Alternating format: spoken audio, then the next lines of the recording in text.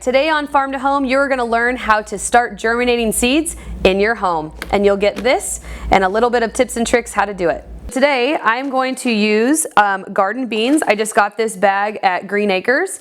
You can go to Home Depot in the garden section. You can go to Lowe's, any place like that. And so these seeds are very large, so they're very easy to plant. If you're first starting out seeds, I would say that you'd want to start with a larger type seed. And so those larger seeds tend to be easier to plant. So the very first thing I'm going to do, I'm going to set those to the side, and I'm going to use my pinky, and I'm just going to poke a hole about every 1 to 2 inches.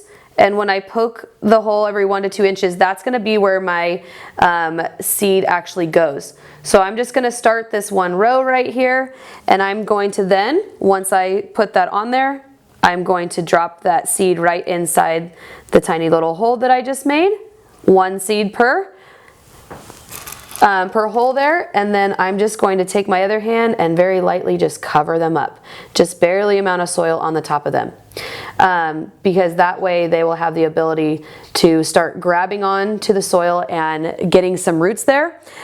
You can use traditionally any potting soil, but if you go to a place like Green Acres or Lowe's or Home Depot to find soil, there are specific soils that are perfect for starting seeds, and I would recommend that because it just tends to have a little bit more nutrients to give that seed a really good start. So I'm going to go ahead and do a second row here. I'm going to do 3 rows in this tray, because I want to make sure that they have plenty of room to go ahead and grow. If you were doing this directly outside in a garden bed, you would want to plant them about 1 inch deep for this particular seed set.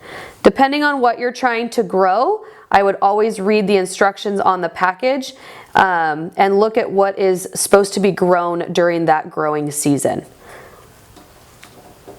So I'm going to go ahead and do my 3rd row here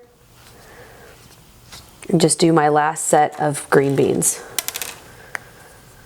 Eventually we're going to take these little seed transplants once they start growing into a plant and they are healthy, and we are going to plant them outside in some of our raised bed gardens. That way they can have their home and they can grow outside. We're just going to start them indoors because it's still really hot out. All right. So I'm going to show you what we're going to do next with these seeds now that I have them all planted and covered up. So now that we have our seeds in the soil and I have covered them up, you want to spray them with just a little bit of water every single morning. That way the morning temperature has a little bit of time for it to evaporate. So I've already went ahead and done that. And what I'm going to do is I'm going to be using this seed heating mat.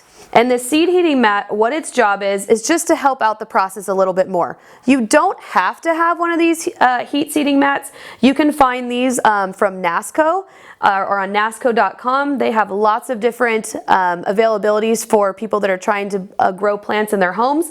But the purpose of this heat seeding mat is just to speed up the process a little bit, because we know that our world's impatient.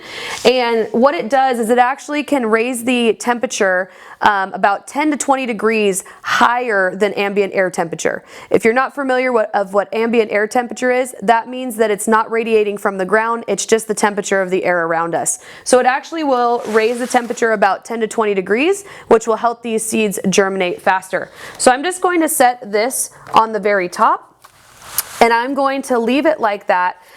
Just in normal lights. If you're in a room that has the ability to do this, we actually in our science lab have just a UV light, and so I'm going to flip that on and we can leave that underneath, and not only is it getting heat from below, but it's getting light. You can put a timer on these lights to turn on and off for certain amounts of time, just depending on what seeds you're growing, and that would give you the ability to control how much sunlight those seeds are getting every day. I'm going to show you one more piece of what you could add to your puzzle. It's just a specialty item that makes this little tray act like a greenhouse and can speed up your process just a little bit further. So one more piece that I wanted to add to starting your seeds is this greenhouse cover. Again, this is made by a company called Aztec, and they actually came together with these seed sets. You can find them on NASCO, and I'm just going to put this right over the top. So not only are we adding heat from the bottom, we can add light from the top, and you can actually adjust the amount of air that comes in because there's a dial that will actually turn to allow certain amounts of heat in and out. So that's just something else that will help you, and we'll stay tuned to see what we can find from our seed sets a little bit later.